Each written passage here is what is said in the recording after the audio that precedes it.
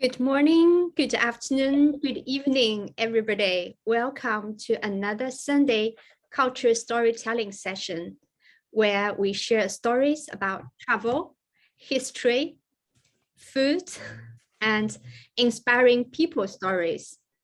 We have a quite special session today, collaborated by two boys. The first boy, he is 11 years old, Neil.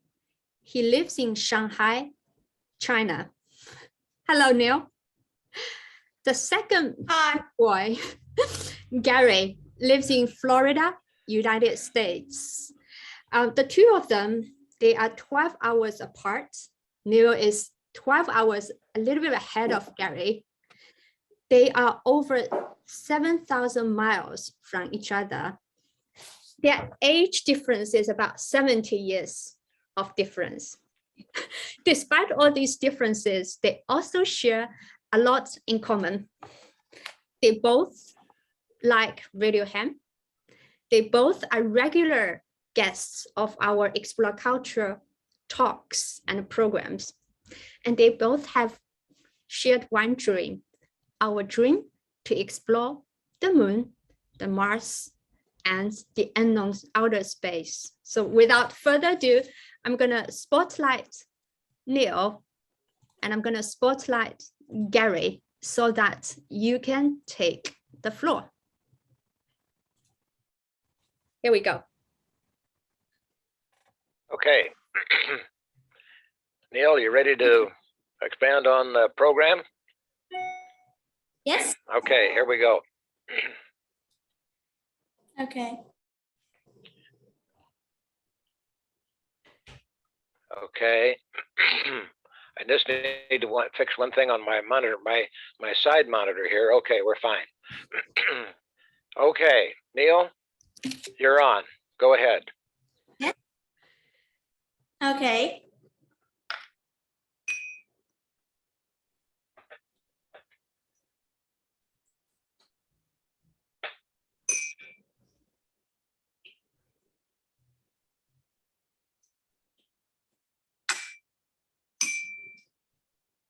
Neil, you've seen part of this. This is a new slide. I have about 4 new slides today. And Okay. but you were going to read this one. Okay. Explorers have set out for thousands of years to new lands with new methods of transportation for new discoveries. From the hot air balloon flight in Paris in 1783, carrying a duck, a sheep, and a rooster, to today's competition in the billionaires' race to space. We watch with great interest where men and women go in the great beyond. So there was actually the timeline from the first satellite launched by the USSR to present. So you can see this chart. And at first, it was the first satellite, Sputnik, and then the NASA program, or National Aeronautics and Space Administration, founded. And then Yuri Gagarin got up in space. And then the USSR soft landed the first probe on the moon, Luna 9. And in the 1960s, Americans have sent the first humans on Mars. And then the USSR, and then the USSR got a probe on the Venus, and then Voyager 1 and 2, they were now actually the longest flying distances from Earth. Yeah, right. So that was the farthest beyond the solar system now. And then there was the space shuttle, and then they got the Galileo, and then the first soft landing on Comet Rosetta that was sent by European Space Agency, or ESA, and that's about the timeline. Did you want me to do this one? So this. Yep, go ahead. Yeah, thanks. Go ahead. So this is actually the map of the solar system, and their relative size is quite approximate, but their orbit size aren't approximate. The orbit size isn't right. So that's actually only the approximate size comparison. So now this chart shows the distance from Sun, from the Mercury to the dwarf planet Pluto. The Pluto is actually a funny planet. It goes for an interesting orbit because sometimes it gets quite near the Sun and sometimes it gets very far that we can't even see it.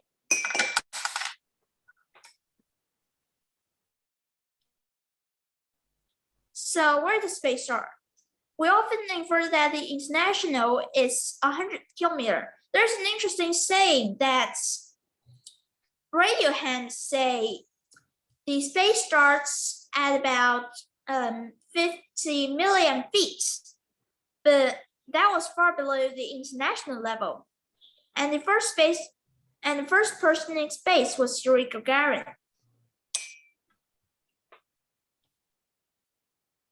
And this was the speech of John F. Kennedy. There was his famous saying called, "We choose to go to the moon. We choose to go to the moon, not because it's easy, but because it's hot." Okay. So here, there was actually the plan of Apollo, and on the center would be von Braun, right, Gary? That's correct, yes. Werner von Braun. And on the right, wearing sunglasses, it must be John F. Kennedy. Right.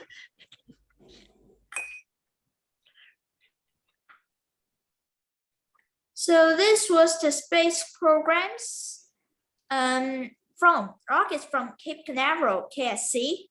And at first was Project Mercury and then Project Gemini, which was meant to be 2 people in the capsule. And then was the Apollo program, which fly to the moon. And then there was the Space Shuttle program, which was the first reusable spacecraft. And then the SpaceX program, 2010 to present. It was actually founded by Elon Musk and also for reusables. They were planning to get to Mars. And next was the International Space Station from 1993 to present, and it has sent cargo missions and human missions to the space station to do research. So we'll first talk about Project Mercury. So these were the Mercury astronauts, you see. And for them, there were actually the first 7 Mercury astronauts. And Gary, could you please name them? Oh gosh.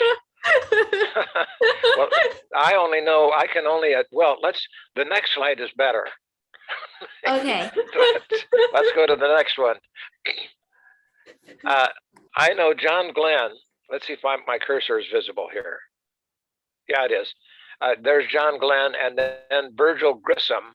And I think I'm a little bit leery of naming anyone else for fear I'd get them wrong. Carpenter is in there, and I don't know any more than that.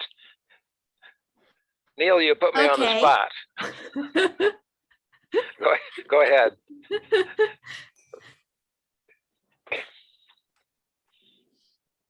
Yes, and that was actually one of the old pictures of the Cape Canaveral KSC Center. And this was a black-white picture, and you can see on the right, there was on the bottom, it was the crawler, but on top, it carried a Saturn V rocket, which carried the man to the moon. And on the top left corner, you could see the VAB, or Vehicle Assembly Building, where they build the humongous rockets. And also on the corner of the VAB, you could see the Launch Control Center, even though it's not quite clear. We have another clear picture later. Ah, yes, Gary's mouse is pointing. Okay, next. Whoops. Okay, it will come up here in just a minute. Okay. So this is the go ahead. Yeah. So this is the Project Mercury ballistic capsule, and as you can see on the graph, there isn't something that was on the rocket. There is actually a launch escape rocket on top of the capsule, in this picture on the left. So this was how the Mercury astronauts sit in the capsule. Okay.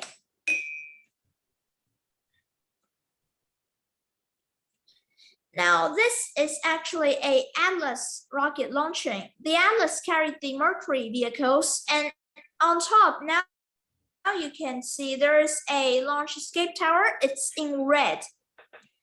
And the black capsule was where the astronauts stayed. So this was the blast off picture.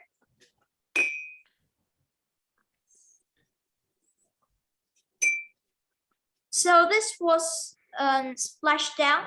I suppose they might be in the Pacific, and the people got the astronauts out of the capsule.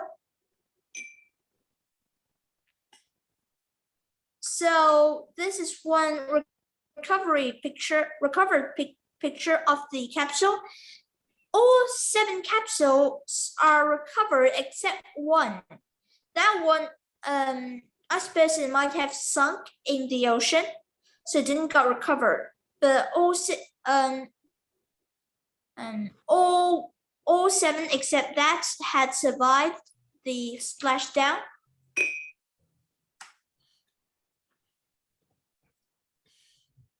So that was John Glenn in the middle, I suppose. That's right. In the back seat, and on the right of the car should be John F. Kennedy. Right. So now we'll talk about Project Gemini. These were the Gemini astronauts, and I suppose Neil Armstrong was in there. He was on top left. And I suppose he was selected into the Apollo program while he sort of trained in the Gemini program first, because one of the Gemini programs included docking with another spacecraft, which was used during the Apollo program, which we'll talk about later. And this was the Gemini crew vehicle or capsule. There was one special thing about Gemini, is that they didn't have a launch escape rocket this time, even though they had one during Mercury. So I also assume that Gemini isn't so safe as Mercury.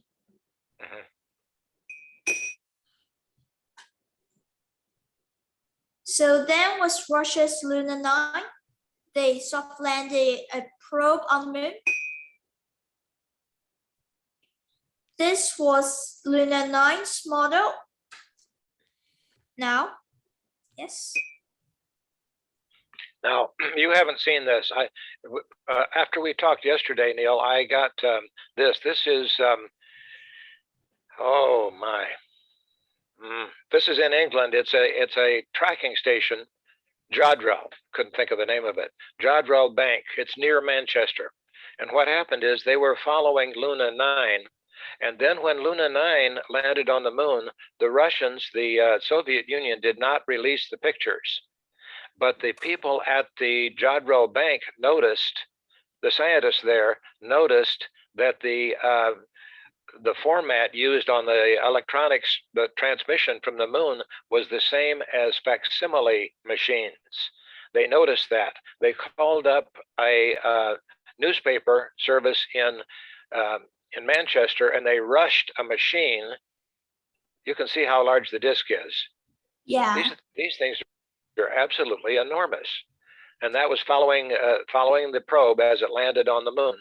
Therefore, they called the newspaper service and they rushed that machine right there back to the location, the Jodrell Bank, so that they could copy the information, and they got it. And there it is. That's the first picture from the moon. It was assumed BBC, British Broadcasting Company, said that they assumed that that was intentional on the part of the Soviets to make the format the same so that it would be able to be downloaded. And that's the first picture. Okay. Yes, thank you, Gary. And that was the newspaper. Yeah, okay. Okay. And there maybe one or two more pictures. There they are producing the pictures with that machine at the Jodrell Bank. Okay, here you go. It's yours again. And next there was Dongfang Hong-1, China's first satellite. It looks like this. It's actually mostly a telecom satellite. You see there are antennas pointing out of it in all directions. That's the antennas are in all directions because as it spins, they all work. That was the intent, so that it wouldn't be blocked. That's a new slide, but because you asked me for better pictures. Yeah, thank you. And then this is an artist's conception of what it is, but that's how it got into space. Yeah. So then we'll talk about the Apollo program, which is making the first man on the moon. Those are the astronauts, and on the left is Neil Armstrong, and on the right is Buzz Aldrin, and in the middle is Michael Collins. There's an interesting point about the picture. So you see Neil smiles the most, and Buzz Aldrin not smiling so much, but still smiling, and Michael, he's not smiling at all. Gary said that it's something like Neil first got onto the moon, and Buzz secondly got onto the moon, and Michael, he just stayed in the orbiter and didn't get onto the moon. Neil, I have a question for you. Yes. Okay. Your English name is Neil. Is it a coincidence? It's the same as Neil Armstrong. It's not a coincidence. I named myself Neil after Neil Armstrong. Fantastic. One other thing, Neil, that I noticed yesterday, I hadn't noticed this before. Notice the helmets of the two people that went on the moon are different than Michael Collins' Yeah, helmet. because the orbiter, inside the orbiter, it's less harmful than on the moon. Mm-hmm.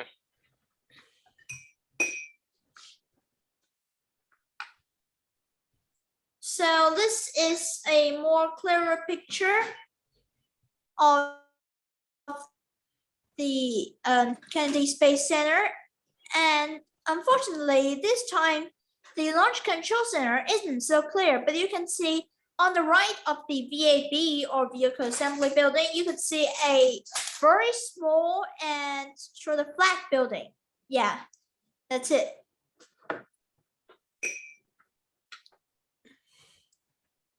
Yes. And now this is a big picture of the vehicle assembly building, and now the Launch Control Center is quite clear. It's sort of flat, and there are windows in the back to allow the controllers to see what's outside. How's the rocket operating? And also, if you mind, there is a very small point that on the bottom of the picture, there's a silver car. This is actually the minibus that carried the astronauts to the launch pad. Yeah.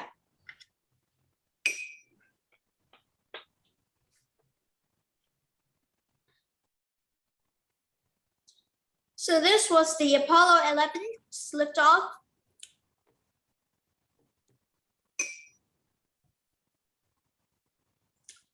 Now this is the lunar module of the Apollo 11. There are two parts. One is ascending module and one is descent module. So when they want to get onto the moon, they use the descent module to slow them down and finally land on the surface. And for the ascent module, luckily it doesn't include the stairs because I suppose the stairs must be a bit of heavy. So there is an engine in the middle and they got to blast off when they want to get up backwards columns to the command module. So that was actually the television broadcast of Neil Armstrong stepping onto the moon. There was a very famous speech called "One small step for man, one big step for mankind."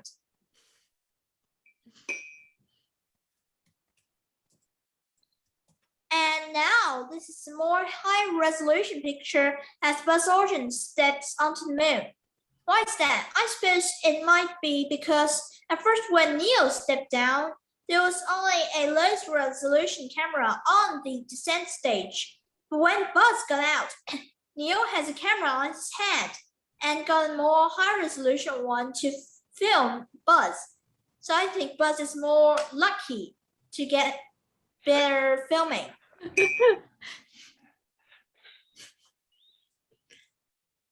So we don't know who that is.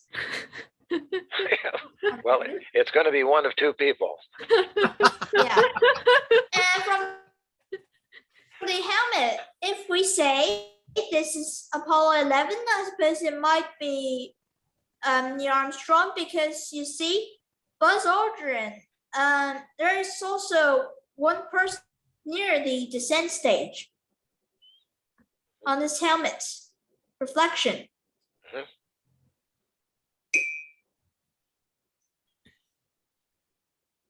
And that is Buzz Aldrin inside the lunar module talking to Houston. And Neil Armstrong took the picture. The speed of light and the speed of radio waves is 300 million meters per second. The moon is approximately 384 and 400,000 meters from Earth. That means there is a delay of 2.6 seconds each time a question is asked by Houston, and it also starts to be heard in Houston. That was that. He was looking at the newspaper. Yeah, that's Walter Cronkite. Walter Cronkite. Okay.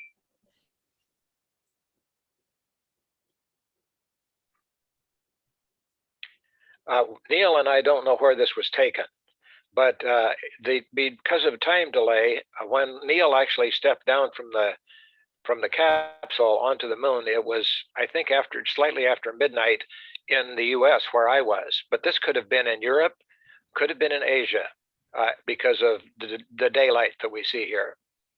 But this is a TV and audio store because not everyone had a television set at the time.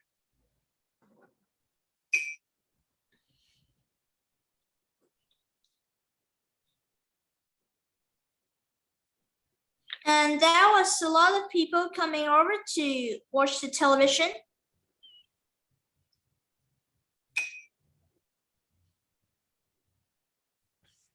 And I was watching a television. At first, I was curious that why was they watching such a wooden box? But then Gary told me that they put the television in the wooden structure. That's right. We laughed about that.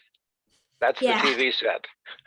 And then Neil, I got to thinking last night about the girl that's there with the those shoes. I don't remember what they're called. She looks to be about 10 years old. That woman today is 62. Gary, those Who's are saddle that? shoes. Saddle shoes, that's right. Who's that? that's one of our friends, Neil. Okay. So this is a family watching TV, and this was also the man landing on the moon.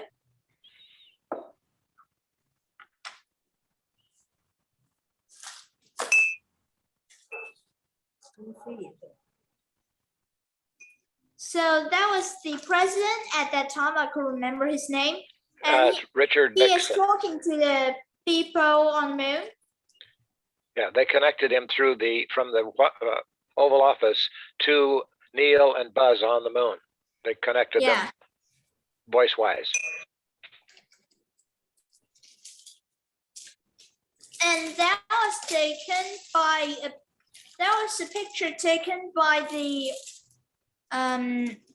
orbit part of the right, Michael Apollo Collins. 11. Yeah, Michael Collins took this picture. On this picture, it's called Earthrise, and you might think that, hey, Earth is so big in this picture, but actually the real portion of Earth is not so big when you see it on the moon. That was, and we have another better picture later. Yes, that one was taken with a telephoto lens, and that's why it looks so large. Yeah.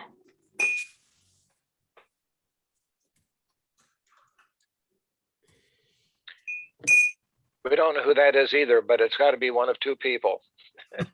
Yeah. And actually, Gary, can you turn the page? Can you turn to the last page? Sure.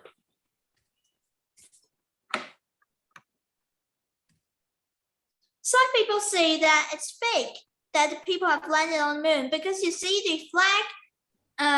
It's sort of floppy, sort of.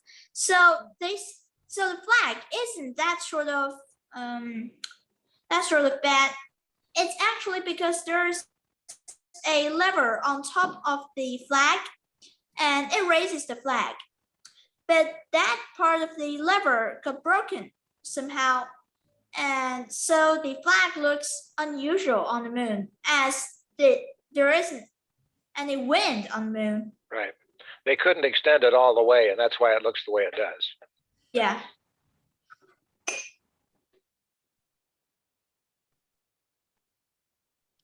So that's actually the ascent stage lifting off.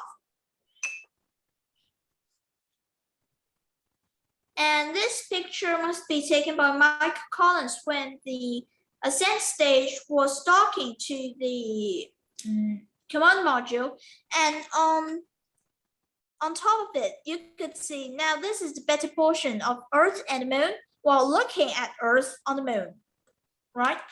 Right. And that was the splashdown of Apollo 11.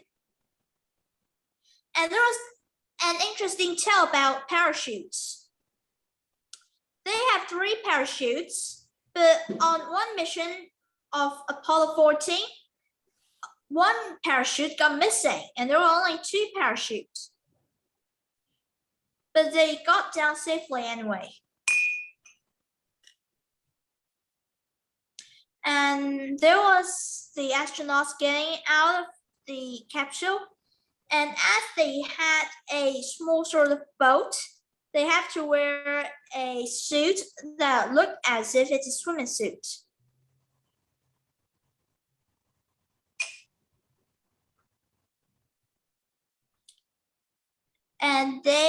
And now they were out of, now I suppose they might be in Hawaii, and they're going to quarantine. Not yet. This was the USS Hornet that picked them up out of the Pacific. Okay. And then they had to go into that Airstream vehicle right there to quarantine. Because at first the Americans thought that they might bring some sort of disease from the moon. Oh yeah, I was about to ask why they need to be quarantined. They didn't know. I see. Because at first the Americans thought there might be some sort of virus or some sort of germs. Yeah, that sort of thing from the moon. So they got them quarantined for some time to see if they're healthy. Then when they check that they're healthy, they let them out. I see. Did they grow taller? Excuse In me? theory, Would they grow taller? did They they? would grow taller in space, but I don't think they will grow taller on the ground, and they will get back in normal size later. See.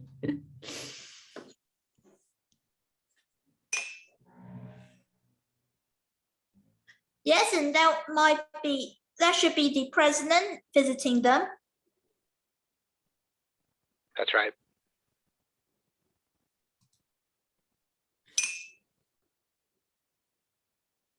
And that must be in Hawaii. And I think that those were the 3 wives of the 3 people that got onto the moon.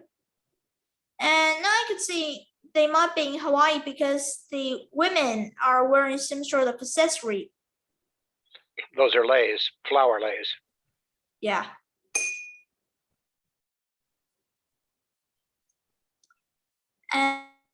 And this picture is the 3 people. The 3 people who landed on the moon. They were doing their usual business. Yep. That's in.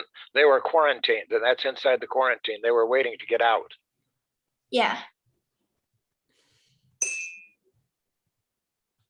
And that must be a parade.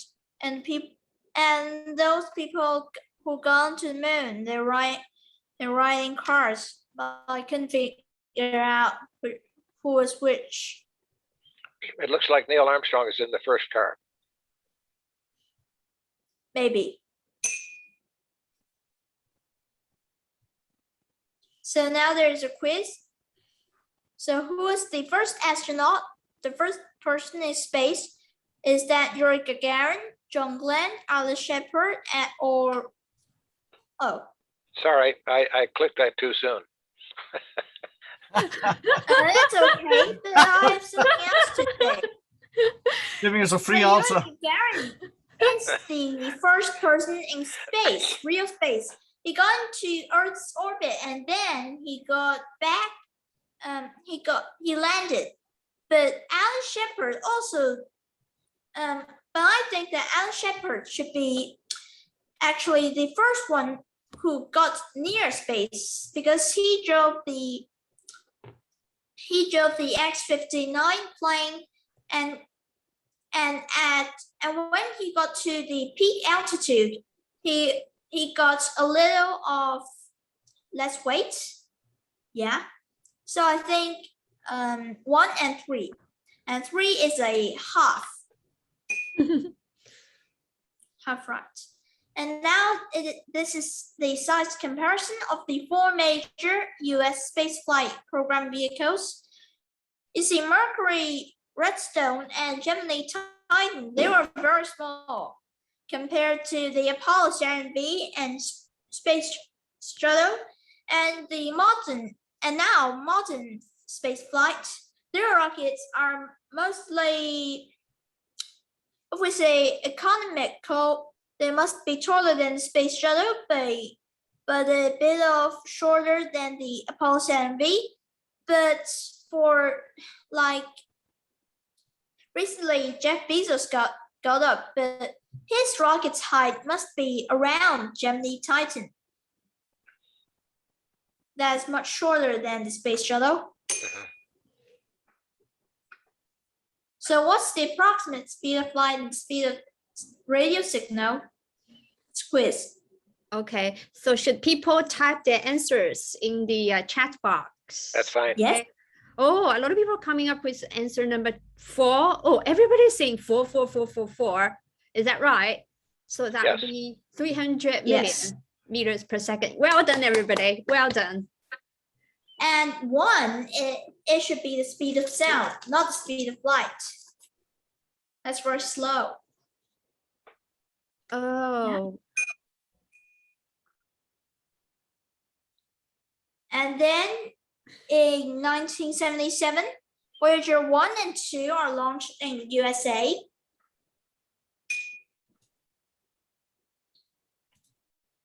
So they were sailing very far. They have reached the edge of the solar system. That was very far. Gary, do you have anything to say? Yes, they were launched in '77, and they're still going. Voyager 1 was not able. They were not able to communicate for a certain period of time, and then they heard it again, and now they're hearing it just fine. It's amazing. And we have another slide a little bit further showing the distance. One other thing I might mention, Neil. Neil is in Shanghai, China, and I'm in Florida. And once in a while, I'm hearing a slight, we're missing a little bit of audio, but it's not bad. It's working fine, Neil. Go ahead. Okay. This is the shot that Voyager 1 took as it went by Jupiter. Resolution isn't all that great, but that's what it got. The resolution was okay, but the color wasn't so right. This is a picture of the Saturn, but usually in our mind, Saturn should be yellow, but this got blue. There must be some problem with the camera, but never mind. I can't explain that. Still Okay. clear. It's still clear of the picture, even though we couldn't see the color.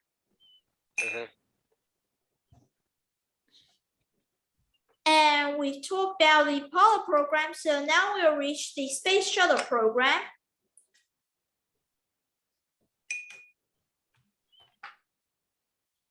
This was a picture of the Space Shuttle ready to launch.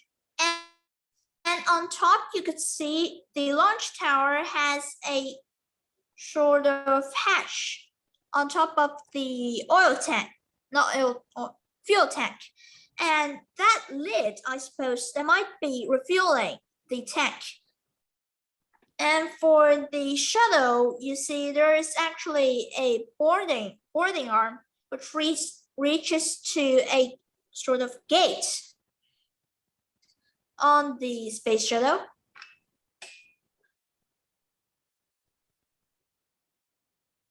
That was liftoff. So we say that the white rockets on both sides of the fuel tank, they are solid rocket boosters. And for the space shuttle itself, it's still okay. That it's still quite eco-friendly to the nature.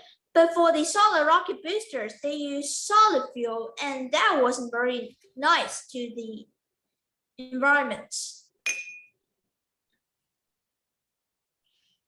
And this was the space shuttle docking with the ISS.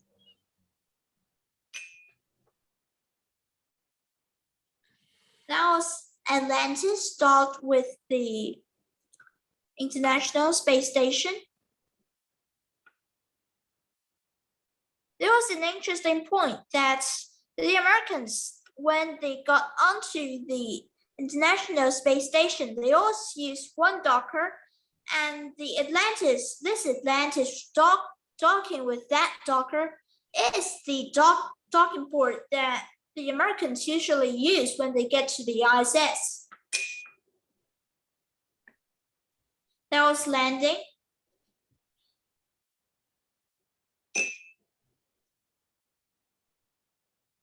And this was actually the carrier made from a Boeing 747. It was used to carry the space shuttles from California to where was that? Back to the Kennedy Space Center. Yeah. And so at first the space shuttles were not directly sent to Florida, but at first to California. And what was that, Los Angeles or San Francisco? It was actually Edwards Air Force Base in California. And the reason was that it was a timing thing, or maybe weather. If the weather was bad on the East Coast, then they caused them to land at Edwards Air Force Base in California. Okay. So this is the ISS, you could see. and the port in the middle. Can you see that? It's very clear. The port in the middle and the bottom port in the middle, that was where usually the Americans, they get on the ISS. And then on top of it, on top of the ISS, you could see a Soviet Union spacecraft, and that was where the Russians, they get to the ISS. And now I'll try to draw on it. I'm not sure if that would be okay. So wait a minute. No. So this was where the Americans got onto, and for the Soviet Union, and that was the Soviet Union. Neil, you're seeing that, but we're not seeing that. Okay. All right. Then I'll describe it later. Next.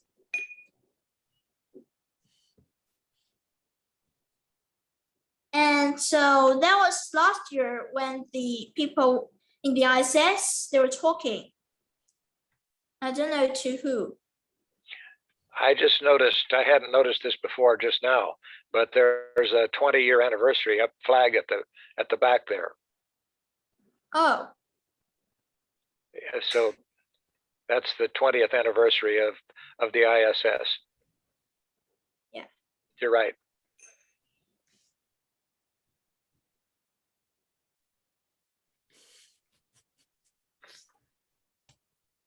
This must be Sunny Williams, I suppose. She's an American, and she's also a radio ham. And when she's on board the International Space Station, she often does sort of radio communication to students. That's right. And Neil, I am very impressed with. Okay. I'm very impressed with, I'm very impressed with your memory, because I had forgotten what her name was. And you and Neil and I hadn't talked about this. So she is Sunny Williams. That's correct. And that's amazing, Neil. Very good. Go ahead. Okay, so I've just seen that Mark Sherlin has a question. Okay. And what does he say? Mark has a question. And he asked that, did it not crash back to Earth? So there was one quite big space station that crashed onto Earth. That was, I suppose that was Peace, right? Yes. That was a Russian one. Yes. And it crashed into the Pacific Ocean. But the ISS is still staying up there. But I suppose that it will be soon, not soon, but it will be abandoned years later. Right. Somehow. But the reason it doesn't crash is because it's going fast enough to escape the centrifugal force, or the centrifugal force is high enough that the gravity doesn't pull it back to the Earth. It's a balance. Yeah. And this was a picture taken, and you could see that on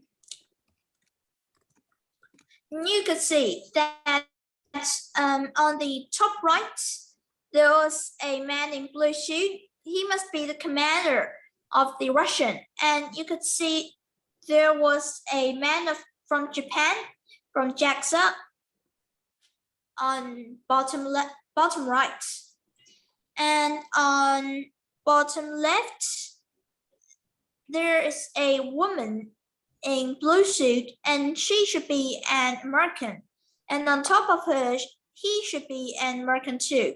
And the rest should be from the first Russian. Right. Yes. One thing that Neil and I noticed was on the woman's badge, her top line is in English and her bottom line is in Russian. Oh, and she's got very nice hairstyle. Right. And for the Russian, you see that on their suits, you see on the top should be the Russian words, and on the bottom should be the English words. That's right. Okay. Okay. Neil, I think we're going to have to speed up a little bit. Okay. There was a Japanese woman in the ISS.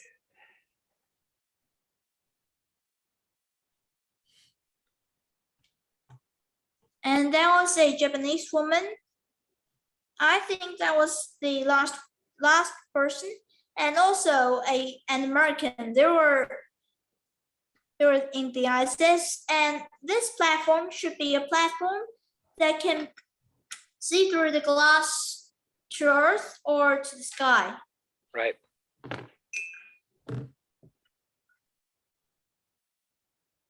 That was the members of the ISS playing with anti-gravity.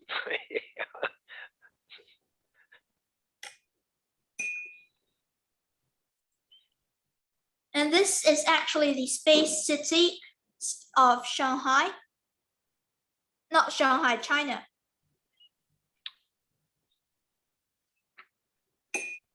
Okay. And these should be the recent launch of Shenzhou 12 up to the China space station. And the new station is called Tianhe IC that a person has just asked, and in English, it should be Space Harmony. Yeah. And this rocket is launching. Yes. Yes, that one's going to the space station. Yeah. And this was an artist's imagination of the space station. And Neil, I think that's a real picture. And that was taken by one of the vehicles on the way to the space station. no, I suppose it might still be an artist's Okay. imagination. As you see on the sort of top of the station, that's the docking port where we usually get. And on the bottom, you could see also a spacecraft, and that was where we usually use cargo crafts. Right.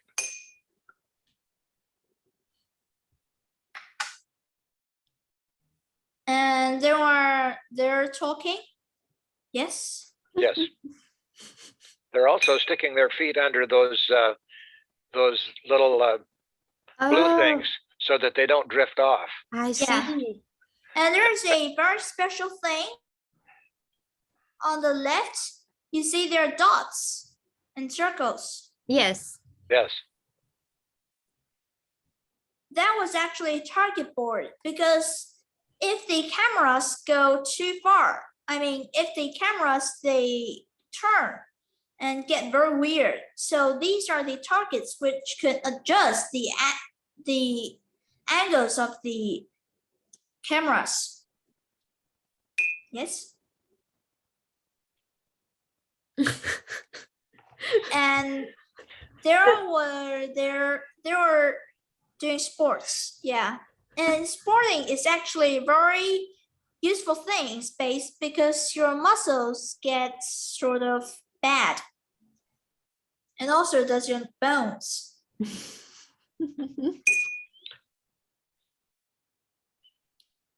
And that was one part of the space station. And I suppose it also might be a cargo craft.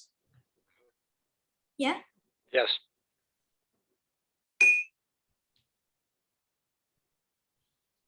And this must be on the International Space Station, I suppose, and not the Chinese space station. Okay. I wondered about that. Might be on the International Space Station. And that was a astronaut spacewalking. You see that they wear a different suit outside the spacecraft and the inside of the spacecraft. They wear a different suit, because outside the spacecraft, they need to sort of save themselves under those sort of radioactive and a bunch of things.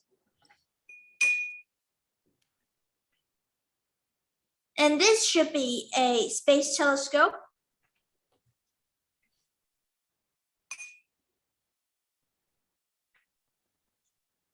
And there were the astronauts, but this definitely wouldn't be this time because there's a woman in the group. Yes? Right. It was another one of the trips. Yeah. And for this, it must be after re-entry, they got safely to the ground and they were getting out.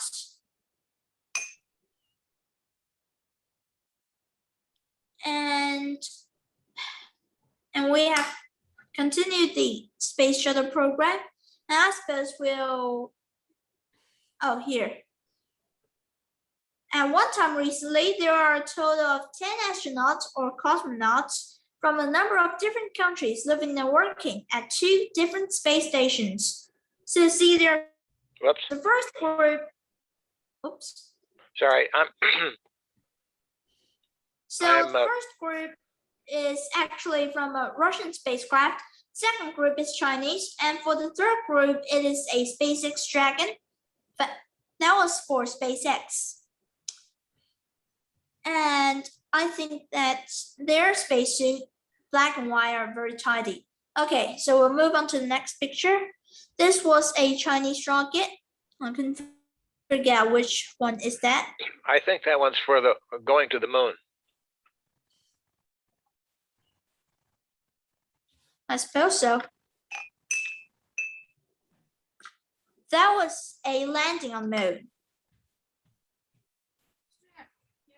And you could see that the horizon looks very curved because this is a wide-angled camera. Yes? Right.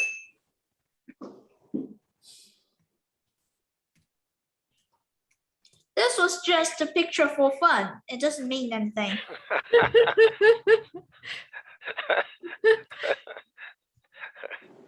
Okay. So this is another quiz.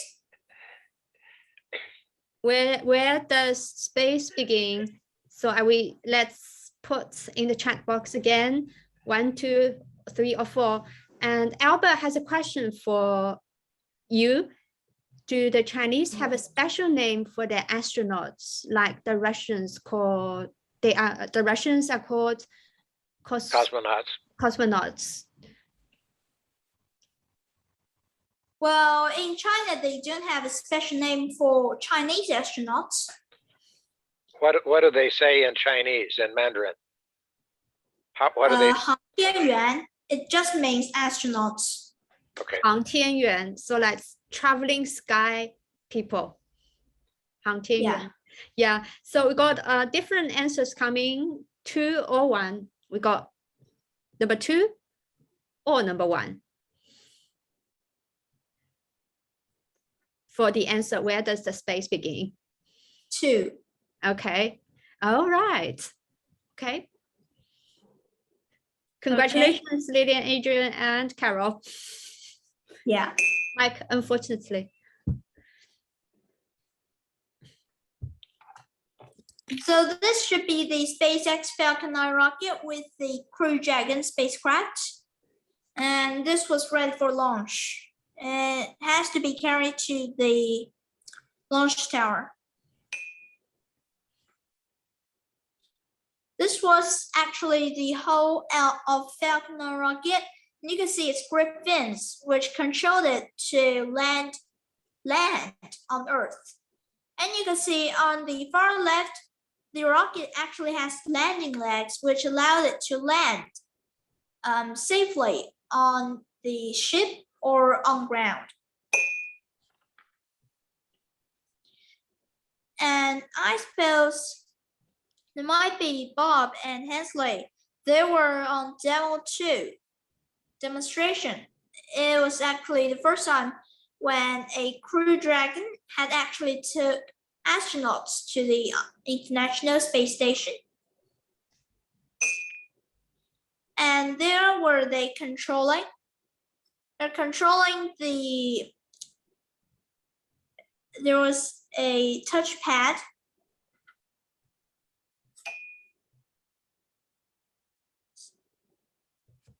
And you see now there are only 2. And for the last mission of the ISS, there were only 4 astronauts. But the most number of possible passengers in the SpaceX Dragon is 7. Now this is another SpaceX Falcon Heavy launch. And they were the 2 boosters landing. This one I took, that's my picture, outside on my driveway. That's how close I am to the Space Center, to Kennedy Space Center. That's a real picture of a launch at night. So that's what it looks like out in front of my house. Yes, fantastic. Gary and Neil, we might need to speed up a little because we got I 3 agree. minutes. Okay. Got 3 All right. minutes. Let's So see. that was the docking. Right. Next. So this was actually a nearer picture of the SpaceX Dragon docking with the port.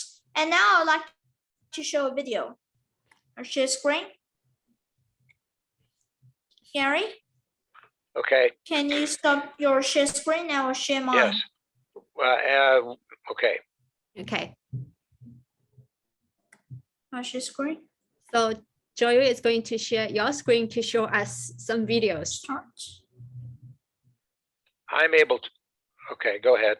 That's Yeah. fine.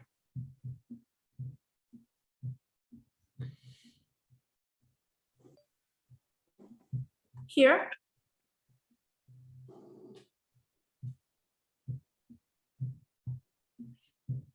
Neil, we are looking at a black screen. Would you like Gary or It's like this. I made a paper docking. Neil, we're not seeing it. Neil, we are not Do you want me seeing to it. do one? You want Gary to do it?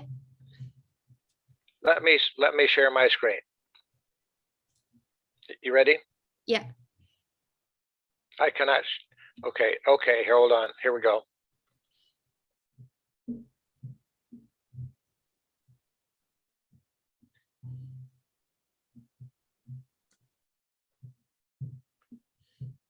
Well, I'm not sharing it either.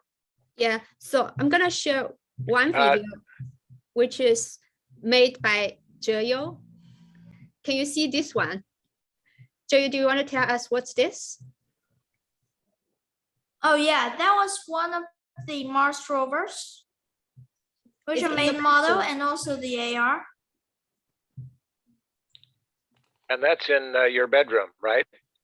Yeah, Neil made that was that. actually the Mars exploration rover Spirit or Opportunity.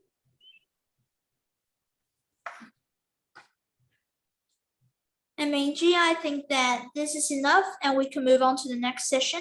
Okay, great. Fantastic. Okay. Brilliant. That's such a great work. Gary, you can start your share screen. Okay. We are running out of time, Neil. We've got too much information. It's so much fun. So can you speed up with your slides? Yes. That's where they docked, at the International Space Station.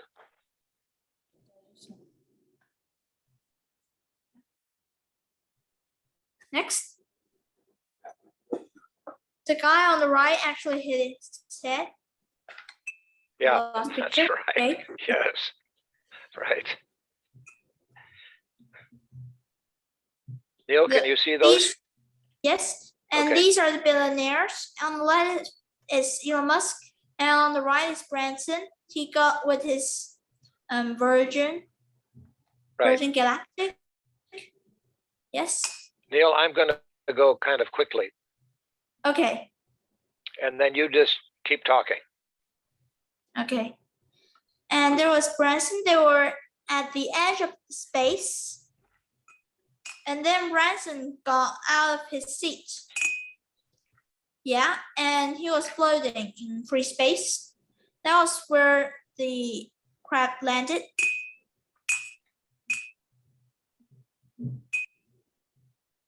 And this was a photo.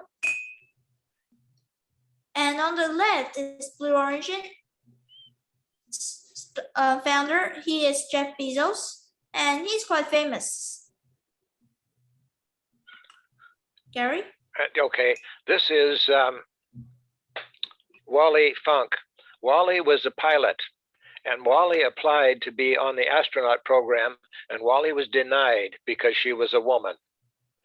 And Jeff says it's time that Wally goes back into space. So she was one of the 4 people. Yeah. So that was the Blue Origin New Shepard blast off.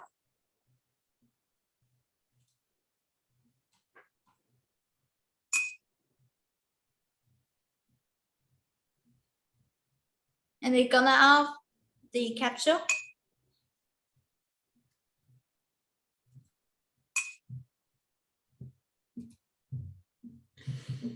Okay, maybe we ought to stop right here.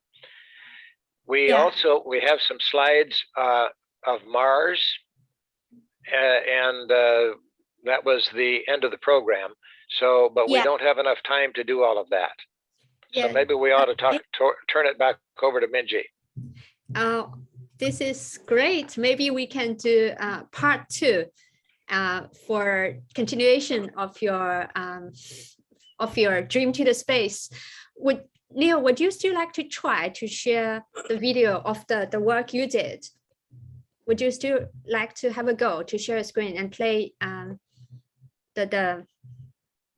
to have another go? Let people see what you have created with your hands. I suppose yes, but I'll play the video faster than usual. All right. Yep. So if you share screen and click the video you'd like us to watch, we will let you know if we are able to see it or not. Okay. Yeah, let's have another try. The work is so good. We don't want to miss it.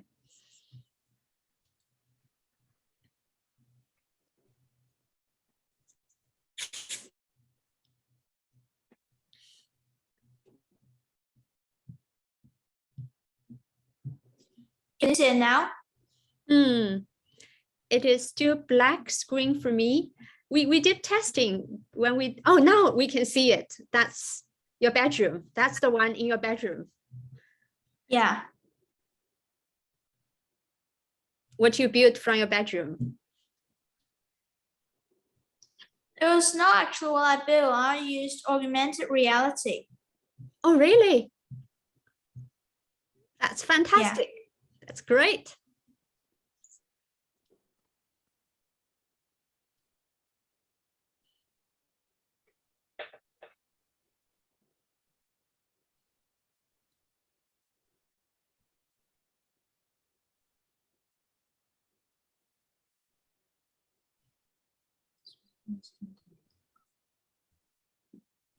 And the model in my hand is actually handmade by myself.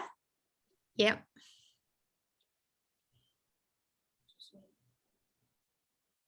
So there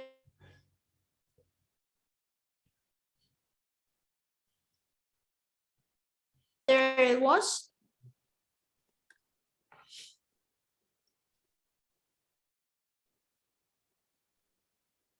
Okay. That's really beautiful, and it's a beautiful piece of work. Thank you so much, Gary and Neil. And Neil, if your mom is around, can we invite your mom for a quick 1 or 2 minutes chat? We'd love to know how she brought you up. Yes. We'd love to say hi to your mom. Yeah, hi. Hi, Yvonne. Yes, hi. Yes, hi. So, Neil did such a wonderful job presenting his passion and his dream to the space. He's so knowledgeable, and his English is just really master level. We're so pleased you raised such an adorable boy. Can you share with us, like, how did he got into space? How did he became so passionate and interested in it? How did he learn English? Did he live in the US before or UK before? Hello, Minji.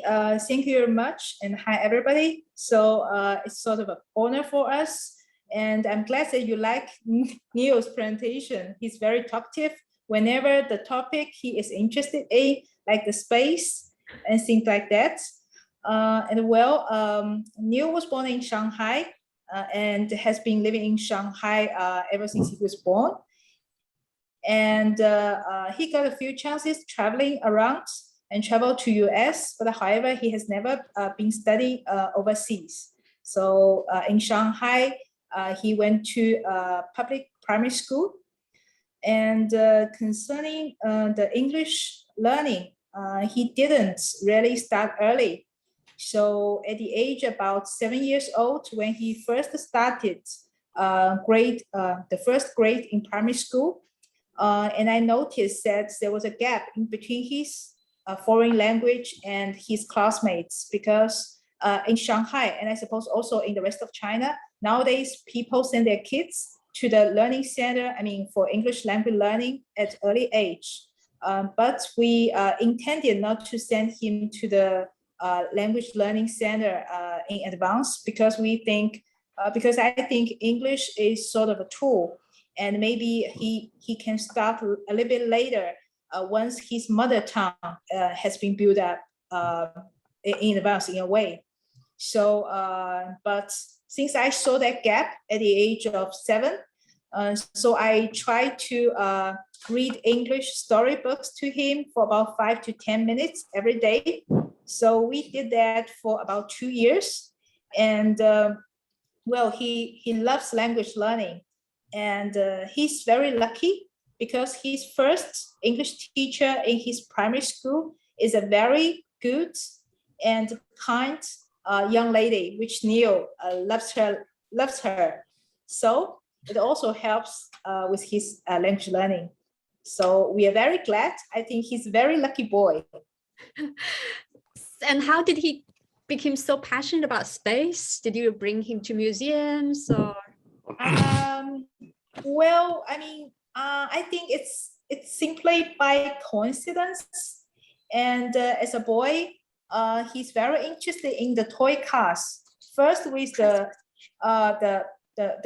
cars, and also items with wheels, the trains, and he can stay with the subway station for a long time and just watch the subway and the trains just passing by.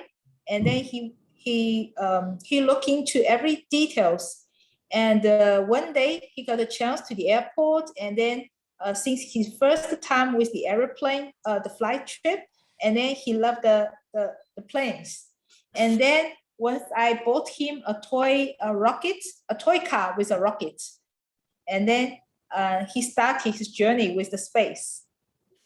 So that's all about how it started. Great, thank you. This is Wilmer Nichols, and if you bring him to Florida, Gary and I will take him to the Space Center to Cape Canaveral. Okay, thank you. Neil, so just wait until the pandemic is over. Wilma and Gary, they're waiting for you to take you to see the real Space Center. Wait for that day to happen. There are a few comments for Neil and Gary. Wonderful presentation. Neil is an amazing young man who's really old beyond his actual years in his knowledge. Neil, you're a genius. Great work, you two. It's great to see the relationship between Gary and Neil. It appears to be that of a grandpa and grandson. Very inspiring to all of us. So Gary, Neil, and Wilma, who used to work with NASA, do you have anything else to share before we wrap up today?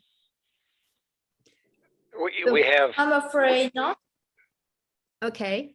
We have approximately 10 hours of material to share with you. Right.